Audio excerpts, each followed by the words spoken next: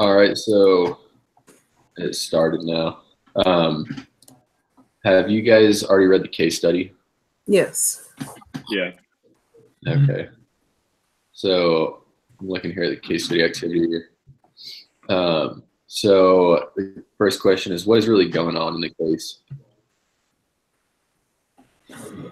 From what I understand is that this person, Thomas Green, he just started to have his promotion because he was with the right people, getting some insights about smaller things as an account executive, but then heard about this promotion from a higher up called McDonald, who she recommended him for the position, even though he wasn't really still all there yet. Like he needed a lot more experience compared to others, but he ended up getting it anyways, just because he showed like ambition and promise.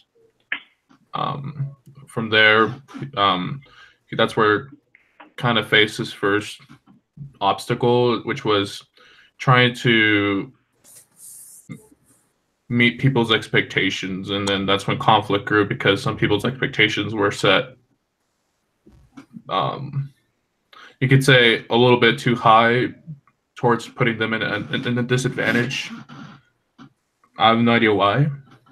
I don't know if anyone wants to explain. Probably just jealousy or envy.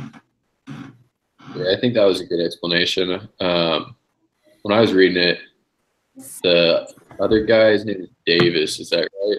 Mm-hmm. Yeah. Yeah, I thought that, I can't remember exactly what it said, but he had somebody else in mind for that position. Isn't that right? Exactly. Yeah. She said it would not have been you. Yeah.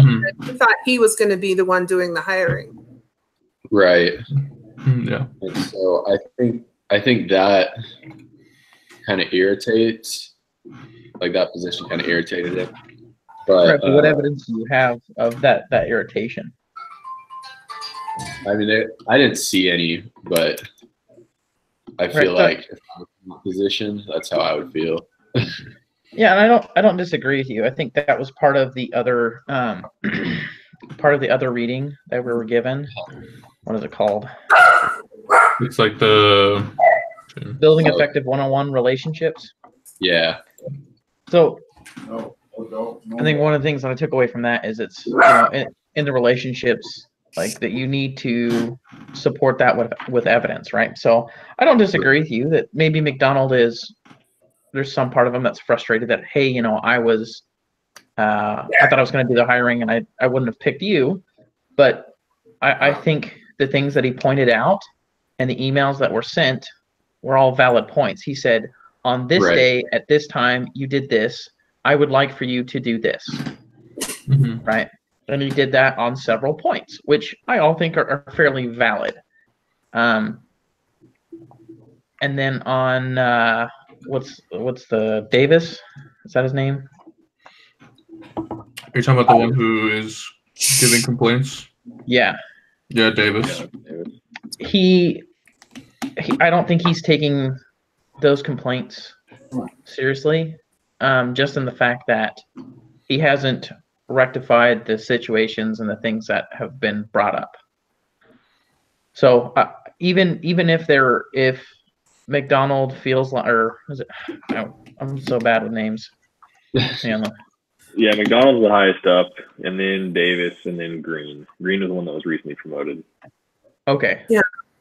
So if Davis doesn't like Green, yeah, I don't think that he's doing anything unprofessional to Green. It's on the TV. Right. And I don't think the complaints that he's giving him are distinct from what the position is mandating. I agree, though. He is doing a couple of things that are unprofessional. Number one, you see no evidence that he met with Green, prior to any of these problems developing. You would think that a supervisor would take a few minutes to sit down and get to know someone and to talk about their working style, clarify expectations. You see no evidence of that happening. The only thing you see is in a public meeting when Green, true to his working style, raises an objection about the benchmarks that are being set, Davis just gets mad. He's furious. Mm-hmm. And granted, Green could have asked questions and said, "What is your data that backs this up?" And maybe he even did do that. But Davis never delivered. Davis never gave that. So there's a disconnect in management, the management style in this company, because I kind of see the same thing with McDonald's. She's really welcoming and offers this, what appears to be a mentoring situation with Green, right? They have this similar college background. They have a lot going on that they really understand each other. And then she kind of drops him into the situation with, okay, your relationship with Davis, and there might be a problem. Yeah, big clue there. And, basically it's up to you to deal with that, which I think is unrealistic expectation and unprofessional on her part to not even give him a little bit of a heads up of what she's even talking about. Mm-hmm. Sorry, I'm a little opinionated here. No, unfortunately, I disagree with you just because I've been in this situation, right? I've been in, not exactly, but something similar. And I think the problem here is that, I'm just going to murder these names, that Green doesn't, he still has a salesman mindset, and he doesn't have a manager mindset. Yeah. Okay.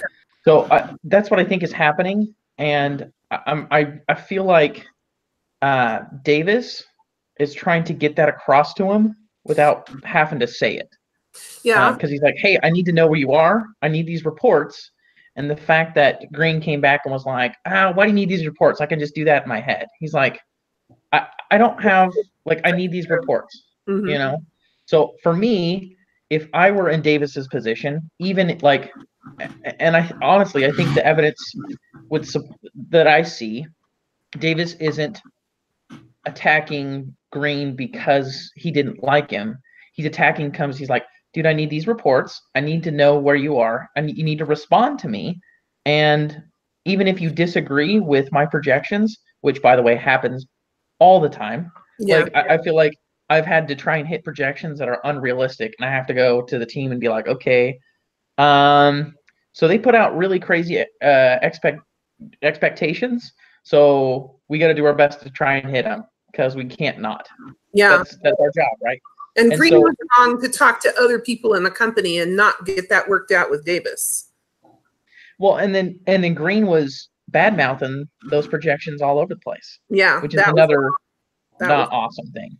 Yeah. And I mean, Davis went to McDonald, which was supposed to be the person that hired him, was kind of supposed to be his confidant, and was like, hey, listen, I specifically talked about these things because he had a personal one-on-one meeting in a review, which I can understand if waiting to the review to hit those points of review, to talk about those things.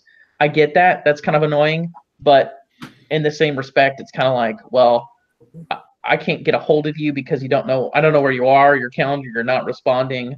So the only time I had to do was set a meeting and then talk to you about these things. Excellent points. Yeah, to me, it's just you gotta think about when you're in a senior marketing position. I think you got a lot more people to look after. If you're just looking out for yourself, then it's again that sales mentality of just oh, I'm just gonna do this anomaly kind of task while the others can just figure it out by themselves. I don't need to report to anyone, and that's just kind of bad culture because the whole idea of senior to me is just someone who has answers instead of just oh, it's in my head, whatever. Yeah, the team membership is a lot more important in a senior management, I imagine, and communicating with the team. Is that kind of where you're coming from? Yeah. Okay. Well, and the last bit of the reading said something like, "Oh, we love Davis. He's awesome. But the problem is when we're trying to solidify a deal, he wants to do everything in person. And that's not how it works." you know? And I think that's, for me, that's where I see the root issue here is that he's already fighting a slightly uphill battle because sorry. Davis is kind of set in his ways.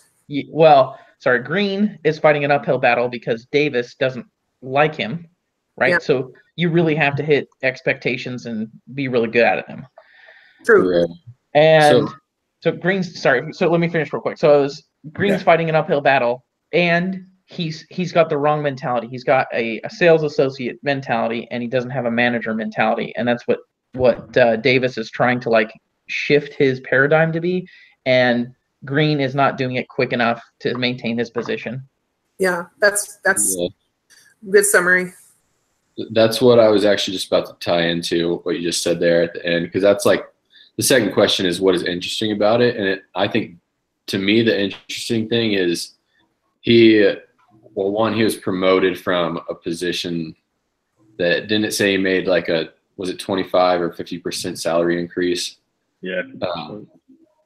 Something significant anyway. So he's making 83,000 and now he's making 125. It's a lot. Right. So he gets this big promotion and then he's set to higher expectations. But he's just not, it almost sounds like he's a little bit stubborn. But he just needs to kind of seek Davis's help on what he can do better. That way he can help not only himself and his relationship with Davis, but help the company out more. Yeah. Well, what do you think, Tracy? Go ahead.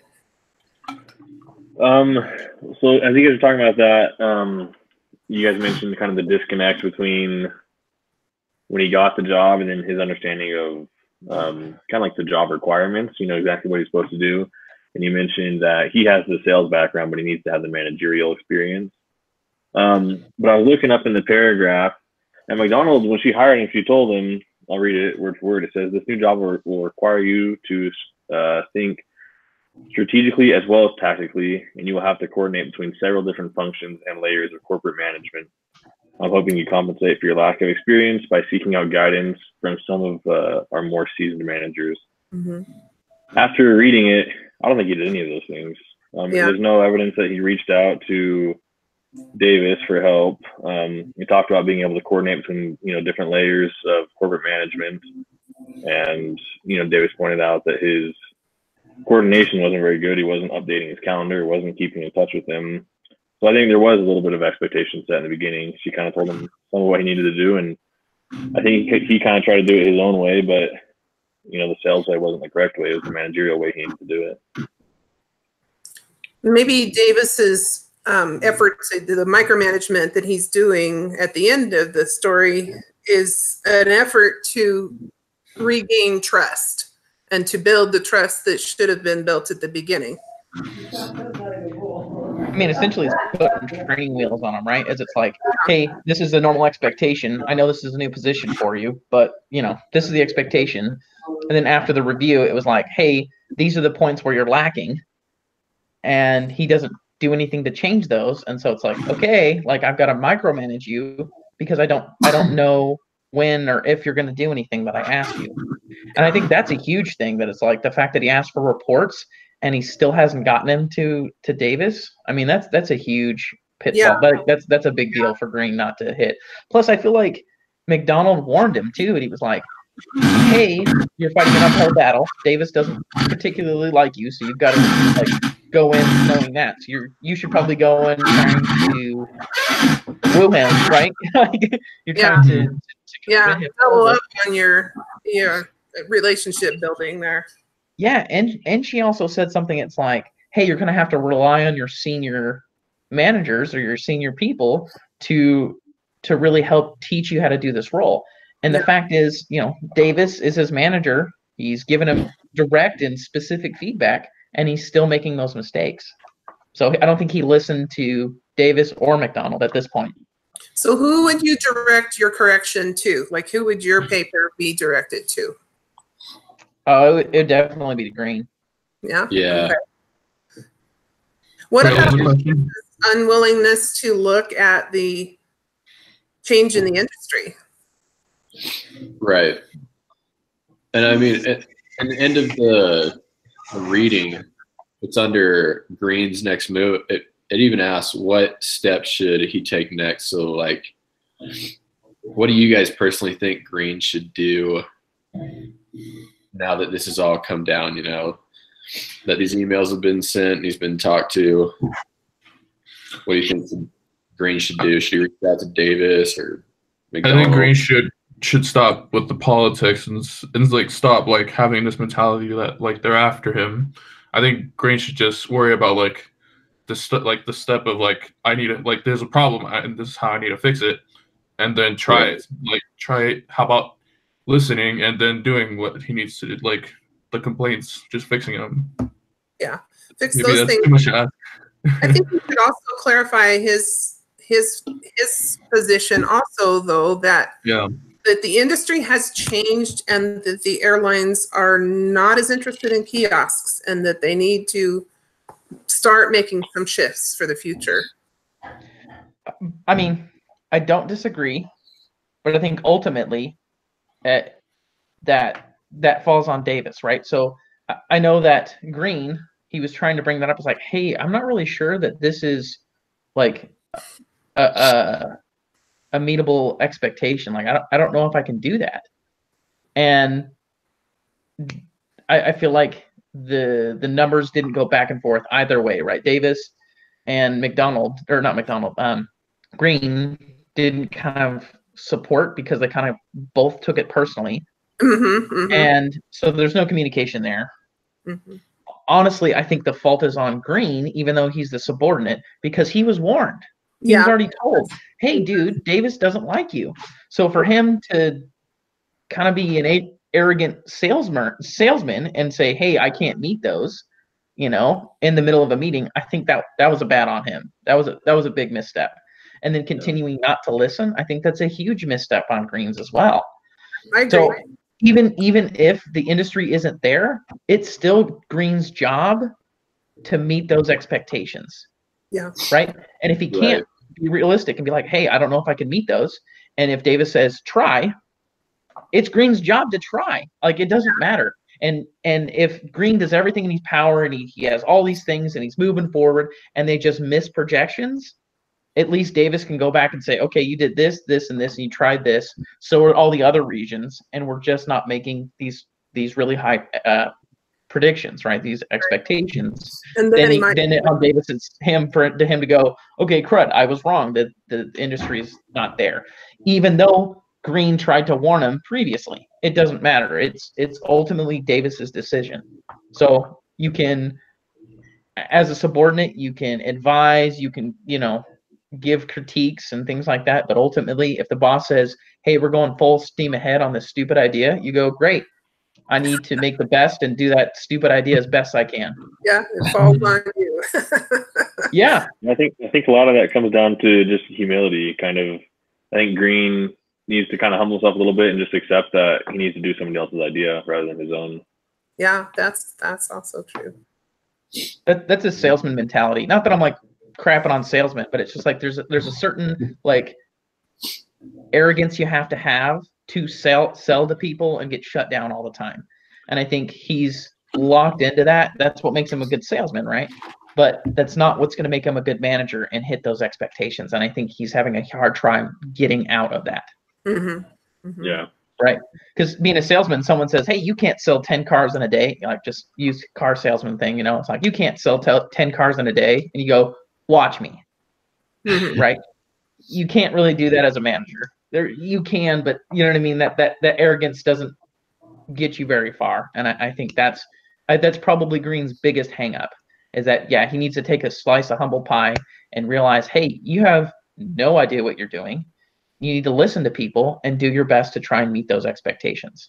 Yeah. Because even I've you know, my brother-in-law, we've been talking about, not this specifically, but a project he's working on. And he's like, you know, on this team, there's 4 guys, and one that has the least technical ability. He's like, I can work with him the most because he's willing to keep us in the loop. He's like, hey, we're gonna launch this in, you know, tomorrow. And then 10 minutes before, he's like, hey, in 10 minutes, we're gonna launch this project. And he was keeping everyone in the loop. And it's like, he knows that whatever he does, he's gonna do right and it's not high tech or, higher level technical ability, but whatever he's doing, he's going to do it right, and he's going to keep everyone informed. So even though he's not the best person on the team, he's the person that he can work with the most, right? So even if Green, man, I don't know why I'm so bad at names. I don't know. Even if Green isn't the best manager, the fact of the matter is like he's trying, he's taking feedback well. We can see him growing. Like, we should keep him on the team because he's going to get there really soon. Yeah. But he's not. He's like going off in a different direction. Right. So what we're talking about is actually like tying into the next two questions, really, which are how would you start the discussion and what conclusions can we reach? So one second, sorry. I think that Green just needs to go in, like you guys were talking, pretty much ask him, hey, what can I fix? But then I think another thing that would be good for him is to ask, what am I doing that's good? Which I think one thing I noticed is that it seems like he has motivation, but he's just putting it towards the wrong things. Yeah, I think that you're right. He's got that motivation and drive, and that's what it's like. Oh, I didn't want to sit around and do nothing for a day, so I moved on, which is fine and perfect. Like, great. We don't want you to sit around wasting money. But he could have called. Yeah, right? You need to call him. Yeah, just let us know what you're doing. That's all we ask, man. And he can't do that. Right. And again, even if you disagree with the reports, you disagree with the projections, like, you still have to send the reports. You still have to do those things. Right. I think he needs to learn how to communicate a little bit better. Yeah. I think like just on a – sorry, what was that? I just said I think that would help him out a lot, just communicating more. Yeah, I also think that he's probably stretching himself a little too thin, right? So he's moving to a new city, and then he's trying to keep a girlfriend in another city.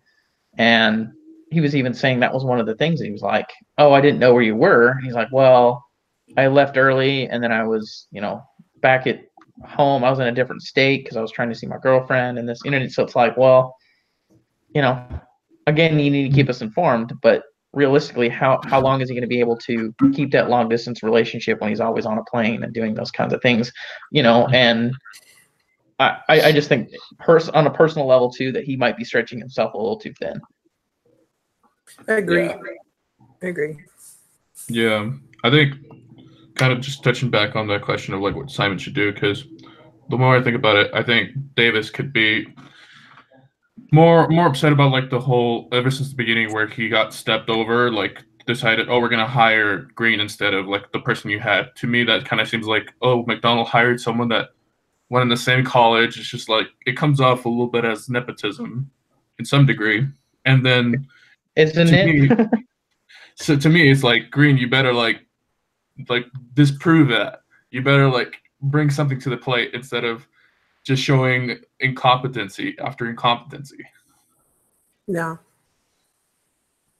Well, and it's different too if it's just like, oh, you've been failing and no one's been telling you. You're like, well, why didn't you let me know? Is it like he's had specific meetings with specific? I mean, it has dates, right? On this date, you did this. This is what I would like you to do.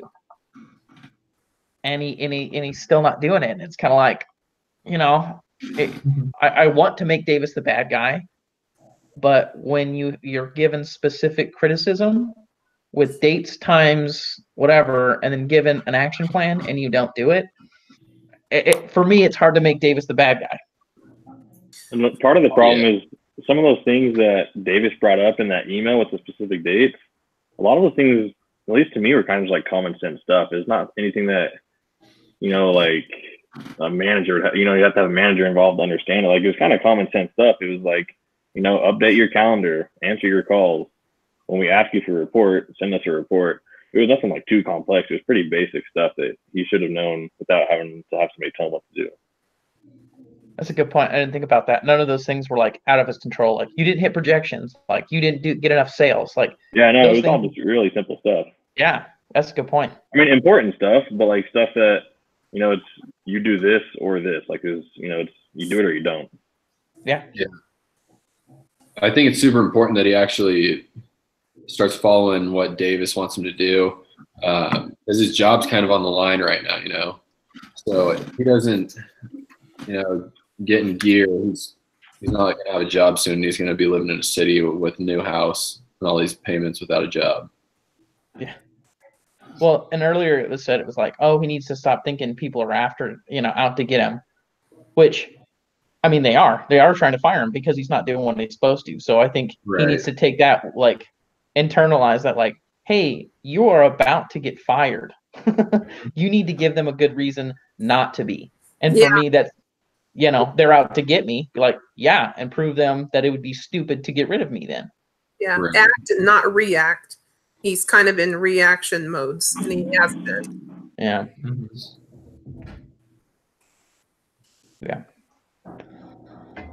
Yeah. Let me see what this last question here is. What would you do to alter adverse results if there are any?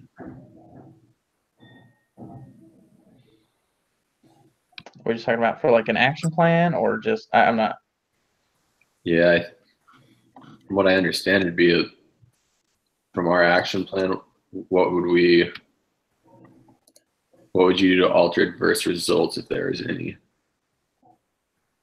If I was like to put myself in McDonald's shoes and hear everything that I've been told, and I wouldn't really like specifically tell Green like, oh, stand your ground. I would actually say like, well, this is your team now, and it might come off like to the point like it could be that they don't want you, but you gotta like work around that and just eventually come around, because if you don't, they will find a way.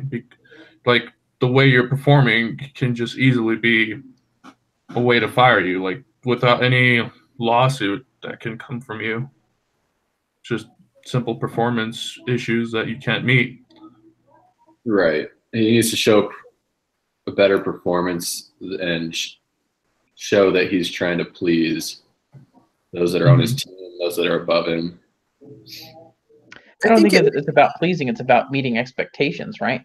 I mean, from his boss, it's like, hey, you need to hit these projections, and you voice your concern. They fall on deaf ears, and excuse this phrase, but tough titties, you got to do it. Like the boss says, hey, I want you to do this amount, and you're like, wow, man, I don't really see the market being there. And he's like, well, I do. You go, okay, let's do it.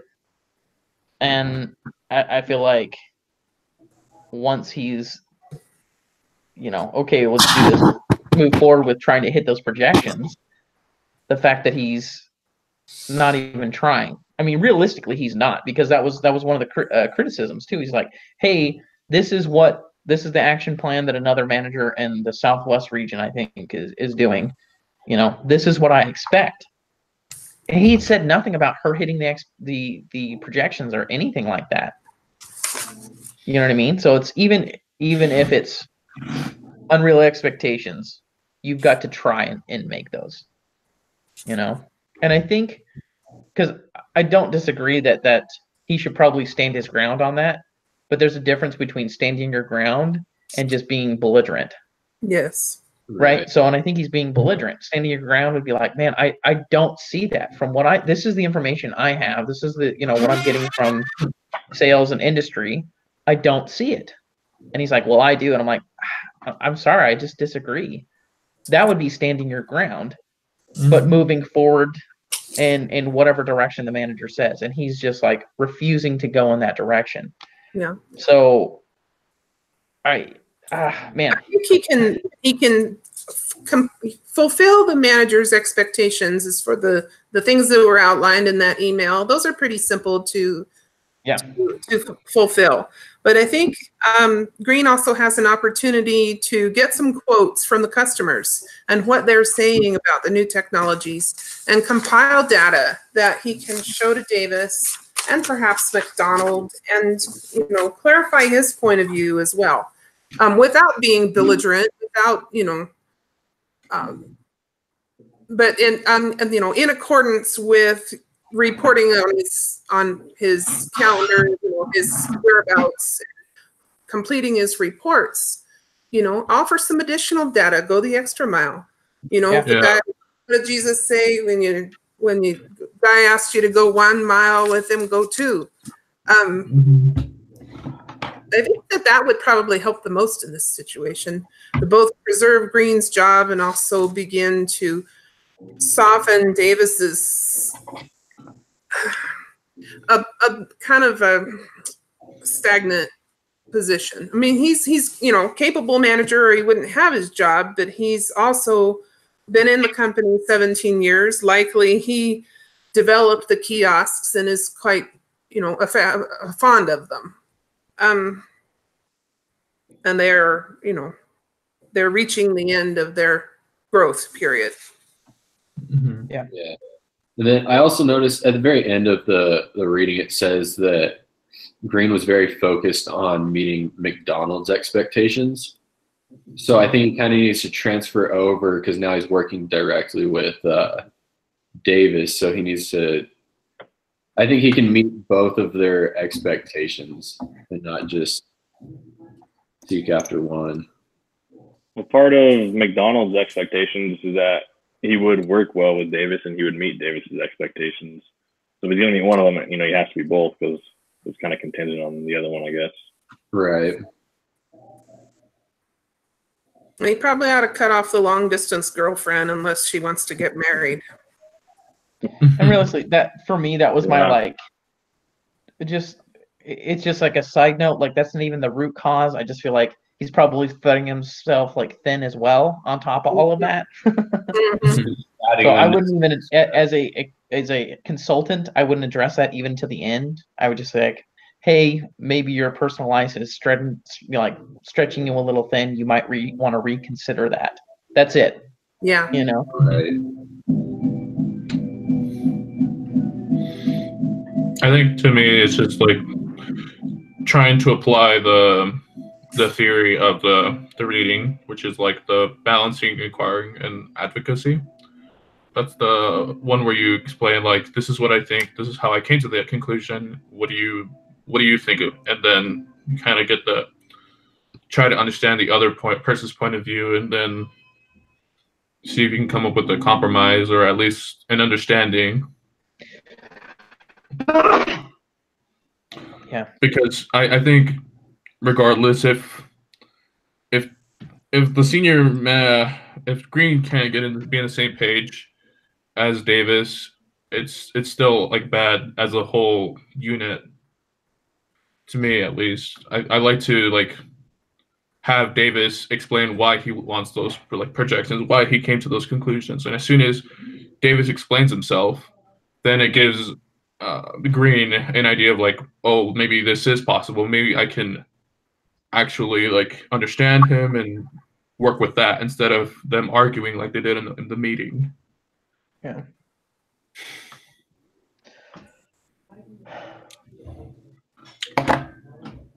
But yeah, I just wanted to add that theory reading we did. Yeah, I mean, I agree with you that Davis probably needs to try on that end of the relationship to be like, hey, this is why I need these reports. Mm-hmm. I don't disagree with that, but the fact that a subordinate says why you don't explain it and then he doesn't turn over the reports, I think that lies on the subordinate. You know what I mean? Yeah, no, definitely.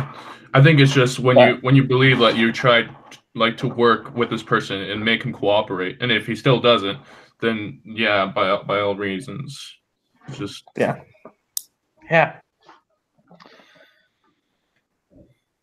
It's just hard because I don't know. When I first read it, I was trying to make Davis the bad guy, and it was up until he went to the meeting. Yeah, it's just, to me, it's just the whole case was mostly revolving on Green. It's definitely a different story if it was all from McDonald's point of view. It was a even better story if it was from Davis' point of view. But we got Green, and I still can't say I'm a big fan of him. I think they can all improve. I don't know. Mm-hmm. I think nobody's perfect in this situation. There's errors on all three sides. But the responsibility for making the changes needed to really fix things lies on Green. Yeah. And then that what he does can lead to, and how he does it can lead to improvements with Davis and McDonald that could, improve the whole company. I have a And I mean helper here. that does lay on Davis, because I mean his job is to take the team that he has and make them effective, right? Yeah. So Davis could have reached out, like, hey, I need you to do this, and when he has Hayes reports, be like, I don't mind telling you about the reports, but it doesn't, like, you still need to turn them in. Yeah. And Davis probably could have gone further to mentor and coach Green. But ultimately, the only things that Davis is asking out of Green are from what seems like the job description. Do you think there's anything going on between Davis and McDonald that complicates the situation? No. And I think that, if anything, McDonald is the only person that may have Green's back. And I feel like he said that in there too. He was talking about, oh, Donald warned me to, like, make friends and talk to different managers. And he's like, oh, crud, I've been spending all this time flying around trying to sell stuff that I hadn't done that. And if I'm on the check, she copied him on the email that Davis sent, that Davis did not send to Green. So, yeah. Well, and I just remember in the end of it, he was just saying that, you know what, I didn't make any friends with other managers, and if my head's on the chopping block, I've got no allies. This is true. Which is another pitfall of Green's, right? For not listening, because McDonald warned him. So maybe McDonald's at fault just because she put him in a position that he wasn't ready for. Because she said that she's like, I hope that you can overcome your weaknesses with these opportunities. And not quite as specifically as Davis, but laid out kind of, hey, you need to do this, this, and this. And he didn't quite understand and listen to that. So maybe if McDonald was like, you need to make sure you're doing this, this, and this, and been more specific, maybe. But I think she was trying to avoid looking too, like it was too much like nepotism. Maybe. Yeah. And then she has too much on her plate to nurse him. And I think maybe that she couldn't nurse him along when she explained about Davis and said that it was up to Green to make sure that worked. Yeah, I feel like I don't know of anything that McDonald could have done more other than really babying Green, and that's not her position. I just and if you read the last email, McDonald was like, hey, I want to rectify the situation, because Davis was like, oh, we need to terminate him, right? And she's like, well, okay, well, let's talk about it and let's try and make this situation right. I'd love to get your official report on it. We're gonna, let's talk about this. Yeah. Which to me sounds like McDonald's wanting to support Green, but the fact of the matter is Green doesn't have a big enough, like, Davis has a better case to fire him than Green has a case to stay on. Yeah. So he's not doing what he's told. So a McDonald's thing, she's kind of like, my hands are tied, dude. I gave you the opportunity. I warned you. You didn't listen. And now I've got to can you. Like, this sucks. This looks bad on me. And now you're out of a job too. So I don't think McDonald's happy about it, but it's not like there's a whole lot more she can do for him. I know this is kind of besides the point a little bit. This isn't really, why we read this, but the whole time I was reading it, I was a little bit bugged that McDonald hired Green in the first place. Because, the more you read, it even shows the chart of the structure of the company. And it said, typically, this position is hired from this position. They've been here, so many years. They have this much experience. And to me, I was just thinking, like, why fix something that's not broken? Like it's kind of been a proven success thing to hire somebody that's already worked here so many years and has this experience. I was kind of just bugged that she hired, an outsider, so to speak, in the first place. I feel like all of this could have been avoided if she had hired somebody that, kind of worked their way up like everybody else had. But like I said, that's kind of besides the whole point, but that was kind of bugging me the whole time. No, I mean, I think that's a valid point. I mean, yes and no. I think McDonald saw the potential there, but I think it kind of comes down to the entrepreneur kind of paradox, right? So what makes someone be an entrepreneur is they're very good at a particular skill. So they want to start their own business, but the problem is they don't know how to do anything other than that particular skill, right? That doesn't mean that they can't start a business and then they won't be successful. It just means there are some things that they need to learn. Yeah. So I definitely think that was a huge risk for her to take, to hire someone, out of the food chain, so to speak, because you're right. It is a huge risk, but he's also very good at what he does. Yeah, but he was just hired to do something that he wasn't that great at. Is what. But if he could, if he could translate that into a management realm, I think he would do very well. Like someone that came from sales and could talk to the salesman and knows how to pitch it to make these things effective. He could probably lay out a very good and effective strategy and plan to sell these products. Yeah. Potentially. But he's got to break away from the paradigm that he's a salesman. Yeah. Yeah. And that's where the disconnect is. But I agree with you. It's almost unfair to Green to throw him in a position that he's probably not ready for. And it's unfair to those people that were trying to work up their way in the more traditional sense, right? So yeah, I agree with you. That's unfair. It was a risk that could have paid off handsomely. It could have, yeah. I just didn't necessarily see the need for the risk, and they could have hired somebody else that, would have been a lower risk. But, if it had worked, it would have been fantastic. Right. Well, and then let's just take Amazon, for example, right? So Amazon didn't make money for the first 8 years. Everything that they made, they rolled back into the company, into the infrastructure, right? And now Amazon is, I think it's a couple years younger than Google, but just as big. And Google's $1 billion company, right? So that's pretty amazing. And that's not something that a lot of companies did, was be okay not making any money and rolling it back into the infrastructure. All of it. All of their profits went back into the infrastructure.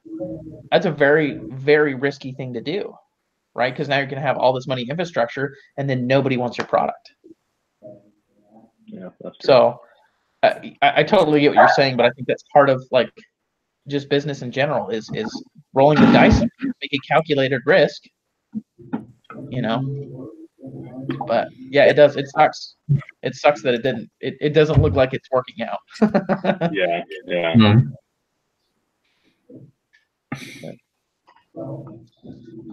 Well, that's all the questions. We've got them covered. I don't know. Is there anything else you guys wanted to chat about or wanted to point out? I just want to close with a story, man, because I remember I was working at the grounds crew as the lead. Fast forward, me and my boss, who used to hate each other, were now best friends, and I was talking to him about this guy, the new hires, because I always get scared with new hires because new hires are basically as good as temp workers. You just don't know, it's a gamble, and I just like that our crew is honest people, but unfortunately it's not like that all the time. And what I noticed is this person always questioning my lead position, always talking to the boss I'm some I don't know, perishable, I guess. I don't know. Anyways, just talking down on me he's better than everyone. And I've always made sure you know what, I'm sick and tired of you. Just get back to work. Stop pestering people. And it was to the point where he did something really stupid, and it was throwing paint down a drain that was just solely for water. And I was like, why would you do that? And he's like, I needed a bucket so we could put weeds. And then I'm like, you're dumb. Like, this is like, you realize like how much this could cost, right? And then I was trying to scare him straight, but like still, it's a matter of like respect, and he didn't see it. So I talked to him like to the boss, and then like, Kevin, you just gotta have more faith. And I'm just like, thanks, McDonald. I'm like, what the crap? Well, like we're still stuck here. So, I mean, that's my 2 cents and how I relate to this whole bit. I mean, he did leave us eventually out of nowhere. So, I mean, I only wish him the best now. Yeah. That's tough because you've got to give like feedback, but still, I almost think that being like overly compassionate might have softened his heart. You know what I mean? Like those people that hate you when they do something stupid, you go and be like, hey, don't worry about it, man. Like, we'll take care of it. Like, yeah, you messed up, but let's move forward. Let's, you know what I mean? And to me, like, that would be like offering an olive branch, you know? Mm-hmm. I mean, I've seen that in my work. I work construction, and there's a guy on the estimating team that ended up making a $100,000 mistake that the company eat. And pretty much it was pretty tough, but the senior estimator just said, don't worry about it. We didn't train you well enough. It was something you missed. It's not only your fault, you know? Mm-hmm. So it's almost worse sometimes because it's like, you know, when your parents are like, I'm not mad, I'm disappointed. You're like, you know what I mean? That's kind of how it is if your boss does that, because it's like, I screwed up, I deserve a punishment, when they're like, don't worry about it, like it's my fault too. And you're like, oh man, that makes me feel worse.